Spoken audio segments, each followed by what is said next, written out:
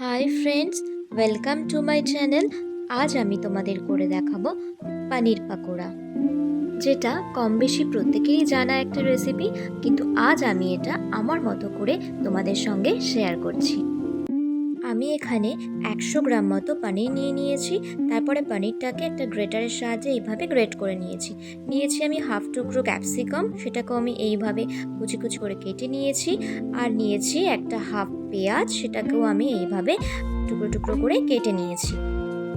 এবার আমি 4টে কাঁচা লঙ্কাও এইভাবে কেটে নেব। এবার আমি নিয়ে নিচ্ছি 2 চামচ মতো আদা রসুন বাটা, আর নেব 2 চামচ মতো রেড চিলি সস। দিয়ে দিচ্ছি আমি স্বাদ মতো নুন আর পরিমাণ মতো হলুদ গুঁড়ো। একটা বাটিতে আমি 1.5 কাপ মতো বেসন নিয়েছি। আমি এখানে মোটা দানার বেসনটা ইউজ করেছি, যার কারণে আমাকে আলাদা করে আর কর্নফ্লাওয়ার বা চালের গুঁড়ো কিন্তু ব্যবহার করতে হবে না, এমনিতেই পাকোড়াগুলো ক্রিস্পি হবে। এবার আমি বেসনটাকে পনিরের মধ্যে ঢেলে দিলাম, আর অল্প অল্প করে ওপর থেকে জল অ্যাড করতে থাকবো। জল কিন্তু বেশি দিলে হবে না, খুব বুঝে অ্যাড করতে হবে। জল দেওয়ার পরে আমি একটা চামচের সাহায্যে বা হাত দিয়ে সব কিছুকে এইভাবে মেখে নেব।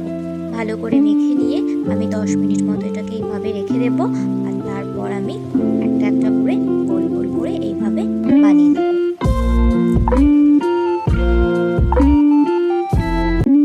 এবার আমি একটা কড়াইতে পরিমাণ মতো সাদা তেল দিয়ে নিয়েছি। তেলটা হালকা গরম হয়ে আসলে এইভাবে একটা একটা করে পাকোড়াগুলো তেলের মধ্যে ছেড়ে দেবো।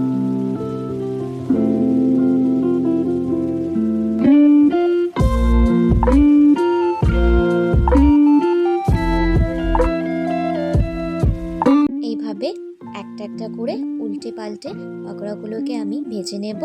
আর পাকোড়াগুলো ভাজার সময় কিন্তু গ্যাস আমি সিমে রেখেছি, যাতে ভেতরটা কিন্তু কাঁচা না থাকে, খুব ভালোভাবে পুরোটা ভাজা হয়ে যায়। পাকোড়াগুলো কিন্তু ভাজা কমপ্লিট। আমি এবার পাকোড়াগুলোকে একটা টিস্যুর মধ্যে তুলে রেখেছি, যাতে বাড়তি তেলটা টিস্যুতে টেনে যায়।